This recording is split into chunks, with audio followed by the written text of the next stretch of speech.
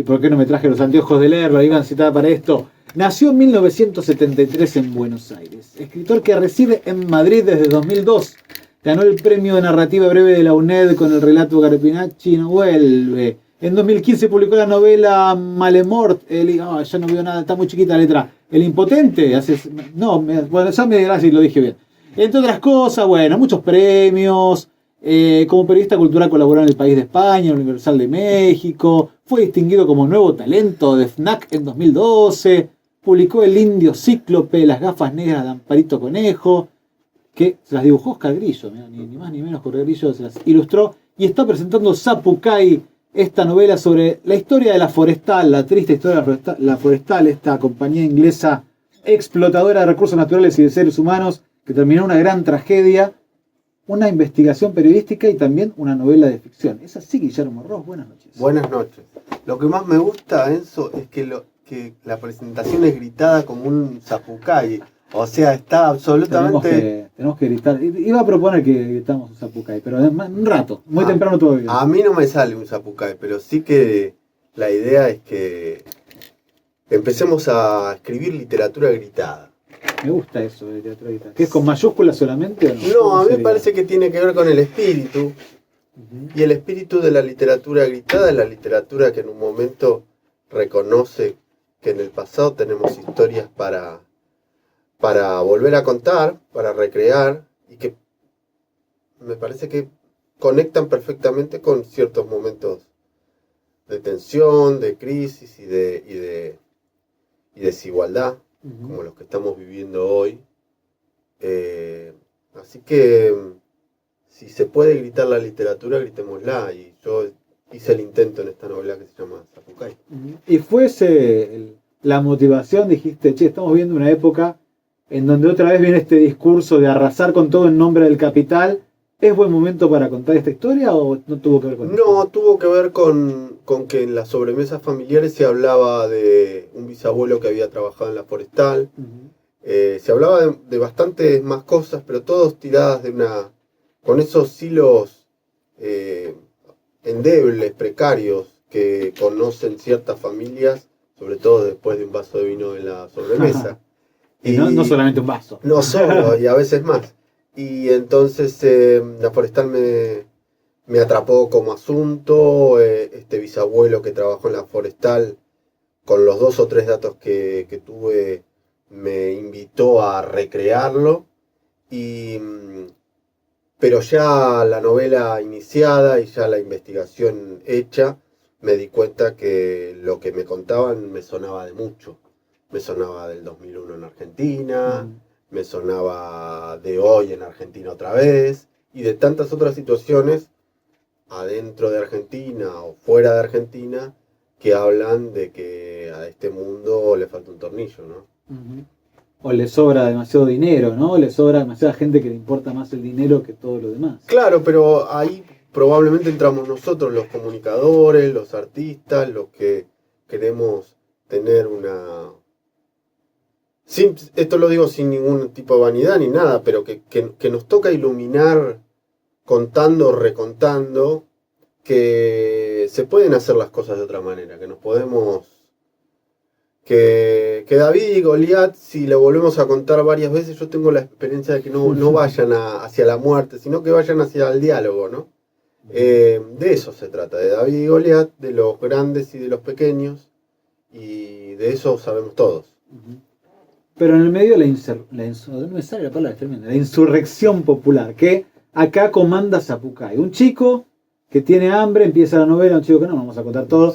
Hay un favor, un intendente le debe un favor al padre de ese chico, lo lleva a trabajar, se encuentran trabajando en condiciones deplorables y un día dice, no, pará, yo soy Zapucay y voy a liberar a mi pueblo. Hasta aquí llegamos. ¿No? Bueno, hay gente que agacha el lomo y hay gente que sube la cabeza. De todos necesitamos, de todos tenemos que rendir un cierto homenaje, pero hay gente que se dio cuenta que en todos los órdenes del tiempo y de la memoria histórica, si la sabemos hacer, que todo tiene un momento, todo tiene, como decía Vox Day, todo tiene un final, ¿no? Entonces, este muchacho de alguna manera la vida de él como hachero en el monte en el principio del siglo XX contra toda aquella maquinaria inglesa que los hacía morir en los montes, ¿no? La vida de él va avanzando hacia la conciencia social, y también su cuerpo va creciendo a medida que su conciencia crece. Y a medida que ese crecimiento se va desarrollando, lo que van a nacer son los sindicatos, que es una palabra muy bonita, y lo que van a hacer es la revuelta obrera, que es la única manera que parece ser tenían como respuesta a estas gentes.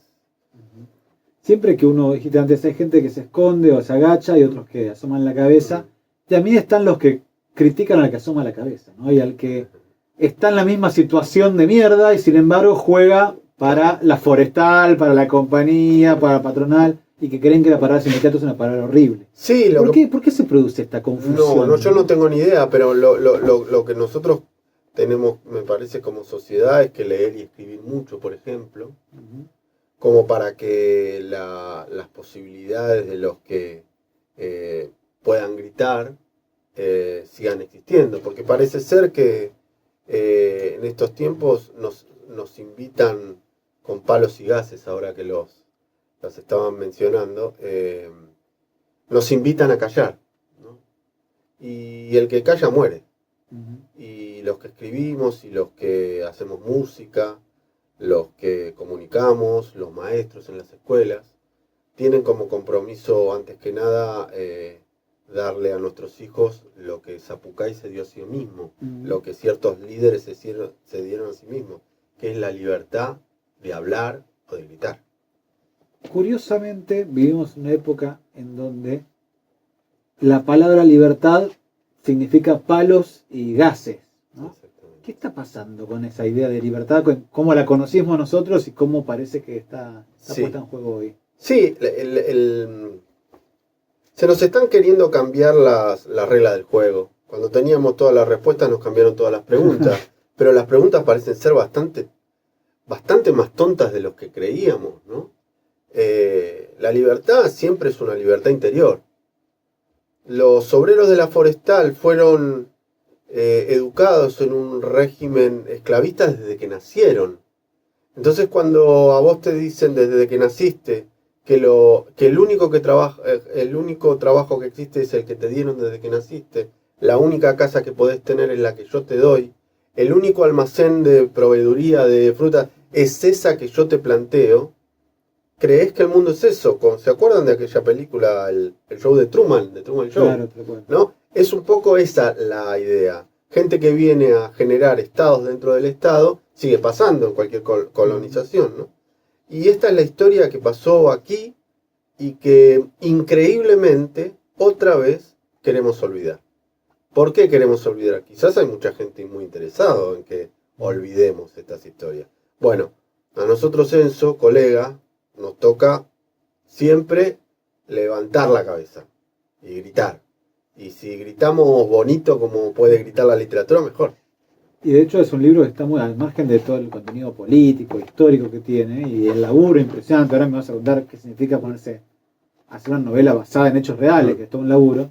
Está escrita de una manera muy particular, ¿no? Hay un trabajo con el lenguaje, hay una narración en tercera persona que por momentos toma también la conciencia en la voz del personaje. Sí. ¿Cómo fuiste encontrando ese registro? ¿Salió de una o lo fuiste buscando la vuelta? No, me encantaría decirte que soy un genio de la literatura natural, original. No, trabajo muchísimo. Esta novela la trabajé durante casi 7 años.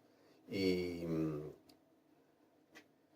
el gran asunto es, entre otras cosas, el gran asunto de cualquier escritor no es la historia, no es Argentina, España, China. El gran asunto para mí es qué hacer con la lengua que Dios nos dio, y que Cervantes nos dio, y que Borges nos dio. Ese es mi gran desafío. Todas estas arengas políticas llevadas por el entusiasmo que tengo estos días en Buenos Aires, son muy posteriores al primer entusiasmo, que es escribir. Escribir, pegar una palabra al lado de otra, encontrar el adjetivo justo. Entonces, es una gracia, pero antes que nada es una artesanía que necesita de mucho tiempo de desarrollo, ¿no? Como decía Ebert, una artesanía con palabras, ¿no? Exactamente, Decía, sí. Vos te fuiste en el 2002 a Madrid. ¿Tuvo que ver esa ida con aquel levantamiento popular de 2001 o no? ¿Sos hijo de esa revolución? Cuando decís levantamiento popular, ¿te referís a que Racing salió campeón? No, esa fue una excepción vale. única. Bueno, yo el 28 de diciembre vi a Racing campeón y dije, todo lo que pueda pasar en este país, casi que no me interesa más. Y bueno, ahora fuera de broma, el corralito fue fundamental, en tanto y en cuanto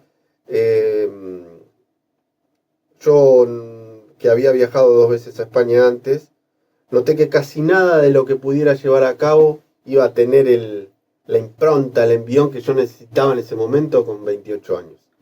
Y me fui a la ilegalidad española durante 3 años. ¿Fuiste ilegal 3 años? 3 años ilegal.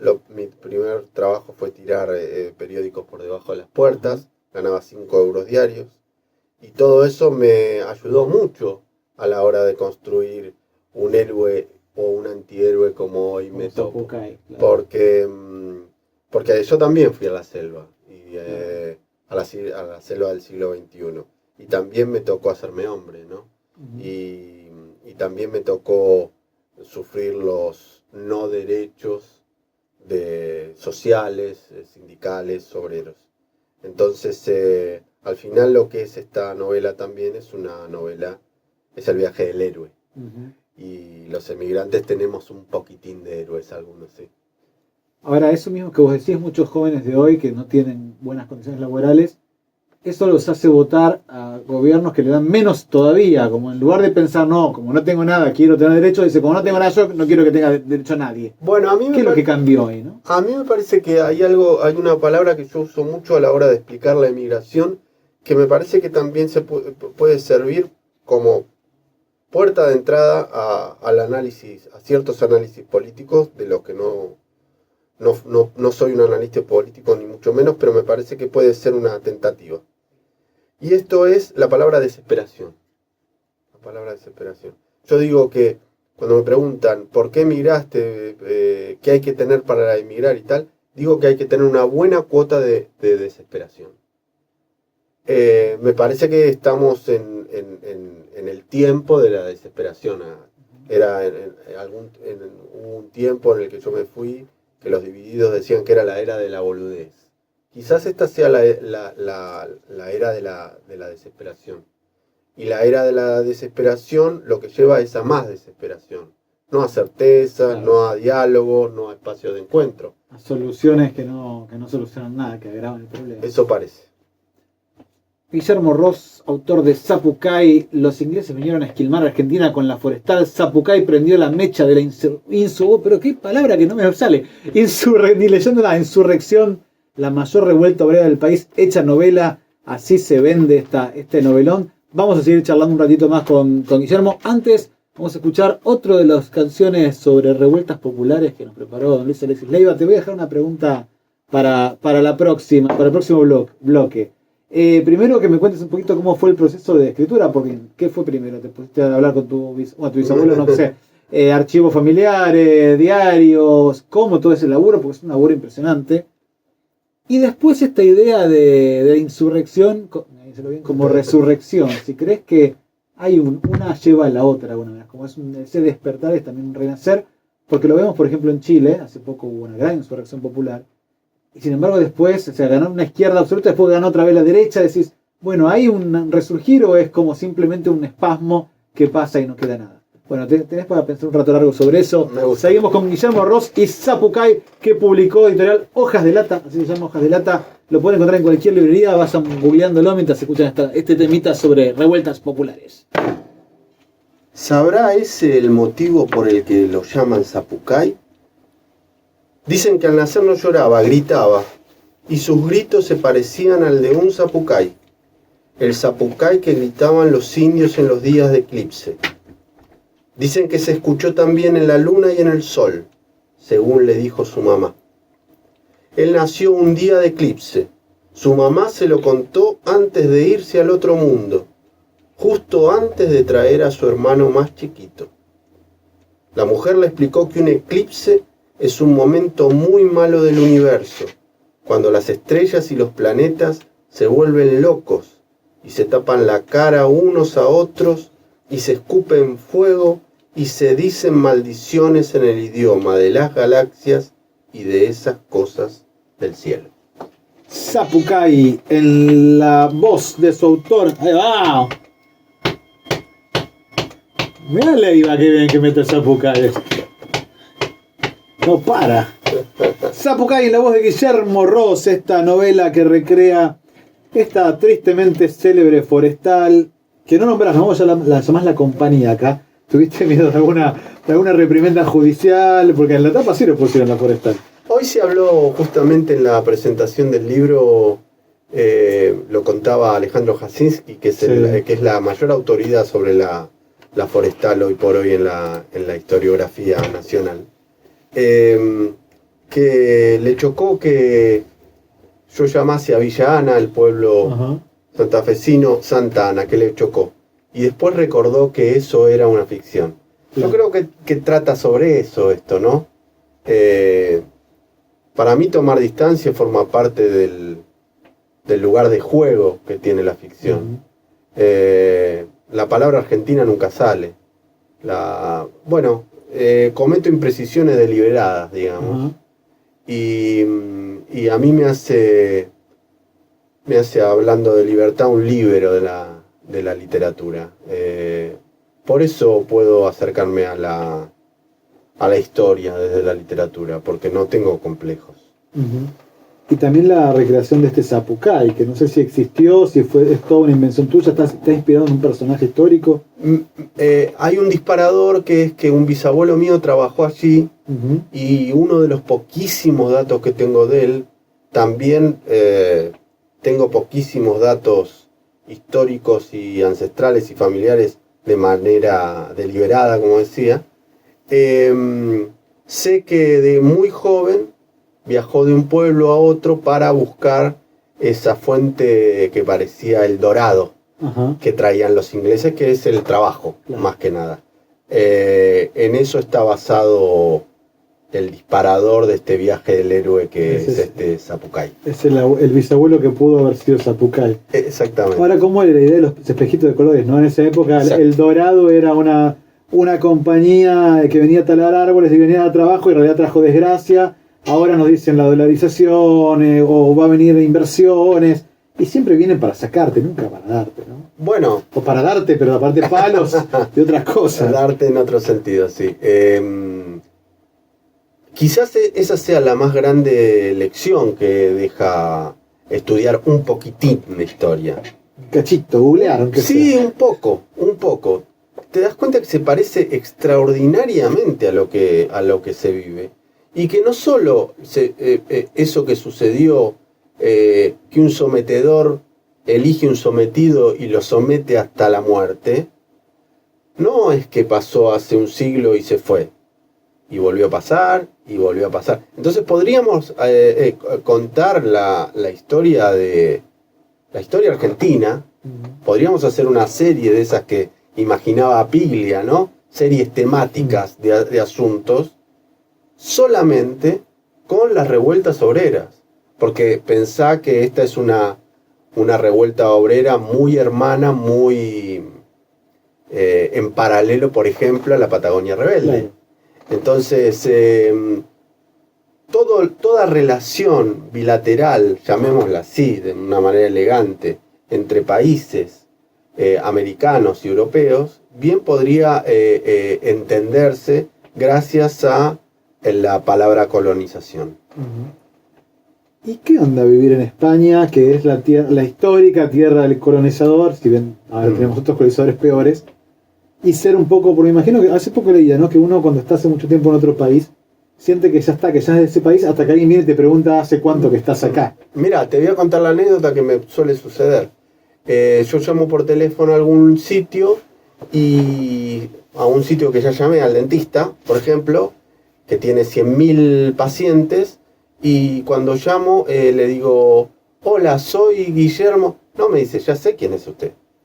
Y no me lo dice porque yo soy muy especial o se hizo muy amigo mía la secretaria. Lo dice porque el acento me delata inmediatamente. Yo me olvido que soy argentino después de 22 años en España. ¿Y no hablas distinto? ¿Ya hablas así como lo hace acá? No, hablo muy distinto. ¿Hablas distinto? Hablo muy distinto porque la primera vez que dije Guillermo por teléfono me dijeron, ¿Anselmo? Claro, encima hay que lidiar con otra cultura, ¿no? Otra forma de entender las cosas. Así que, bueno, pero de todas maneras... ¿Qué? Soy el Guillermo, mira. De todas maneras, con el tiempo he aprendido a reírme de eso y por supuesto a recordar que en muchos sentidos es un gran privilegio vivir en el país de Cervantes, vivir en el país de Góngora, vivir en el país de Dalí. Yo gozo mucho y vivo mucho en la España moderna, que por otra parte, hablando de estos temas sociales y políticos, vive un proceso también interesantísimo de conocernos. ¿Y cómo nos ven allá? En la típica Argentina estamos obsesionados con cómo nos ven. ¿Cómo ven todo esto que está pasando acá? ¿Es verdad que nuestro presidente es un referente de la libertad a nivel mundial? No nos ven. No nos ven, todos dicen lo mismo, no nos ven. Bueno, pero estuvo peleando el presidente con el presidente de España. Bueno, esto es como todo, digamos, la polarización. Aquí se llama grieta, aquí se llama, allá se llama franquistas y republicanos. Todo tiene una ridícula manera de dividirse en dos como una pizza. Y es bastante lamentable, así estamos.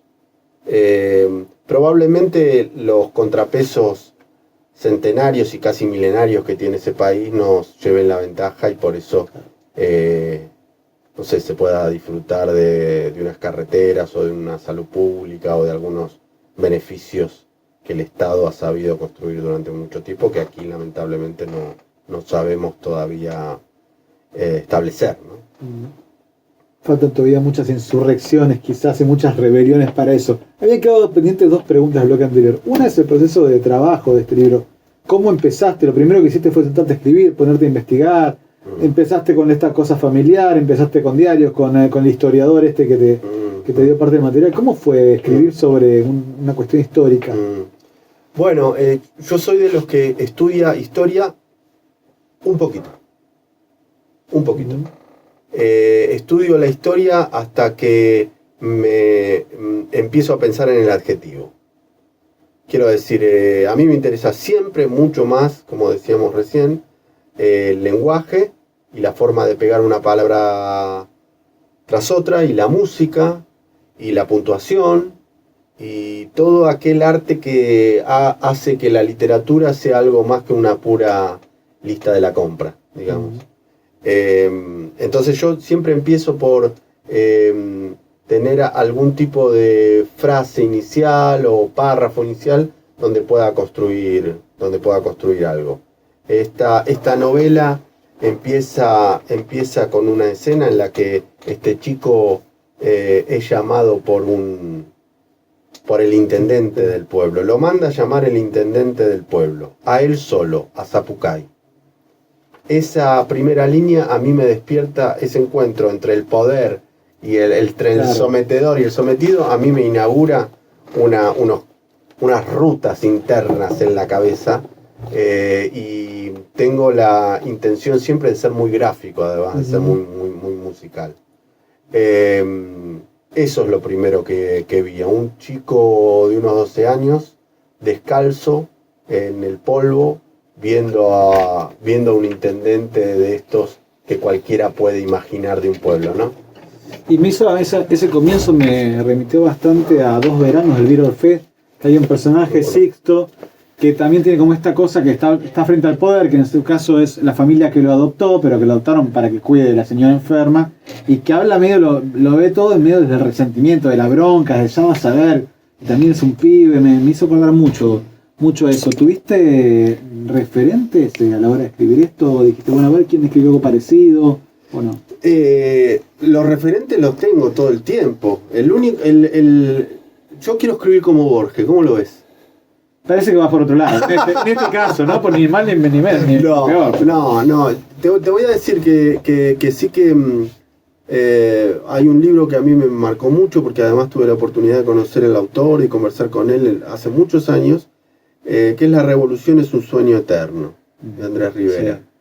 Sí. Donde nos invita a conocer una historia a través de latigazos. No son palabras, son frases que están escritas, yo no las leo, las oigo.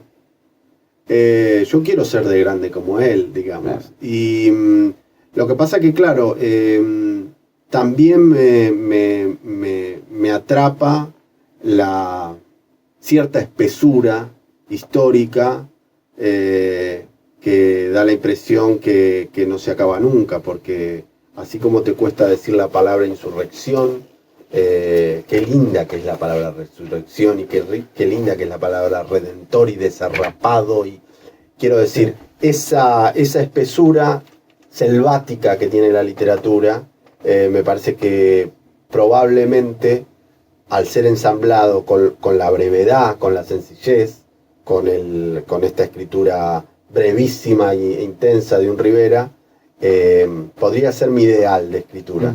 Quizás lo persigo, ahora que me lo preguntás y que estoy frente a usted, doctor, le confieso. Insurrección, la otra pregunta que me quedó pendiente ¿es igual o permite abrir la puerta a una resurrección o no? O a veces son espasmos que pasan y no dejan demasiado. No, a mí me encanta la pregunta que me estás haciendo, porque la palabra, ¿qué palabra más hermosa que la palabra resurrección? ¿Y qué palabra más hermosa que la palabra insurrección? ¿No? Pienso en que insurrección es decir no, y resurrección es decir sí. ¿Verdad? Es verdad. Entonces, increíblemente, decir no en la vida en un momento es no solo ser un insurrecto, sino ser un resurrecto, un resucitado, ¿no? Hay pueblos que, me acuerdo de muchas, no hace falta ser una marca histórica indeleble, pero en pueblos, en familias, alguien dice que no y cambia la historia de ya no solo de esa familia, sino de ese barrio, ¿no? En la medida en que podamos, siempre tenemos que ser insurrectos para resucitar de nuestras propias vidas, ¿no? Este muchacho, nuestro Zapucay, nuestro héroe de la novela, es un insurrecto, porque si no va a morir. Es que no le queda otra. Jugado. Hay momentos en los que la única posibilidad para resucitar, para vivir, es ser un opositor al sistema. Creo que hoy en día es el momento, ¿no? Me parece que probablemente lo está pidiendo el tiempo. Zapucay, así se llama la obra.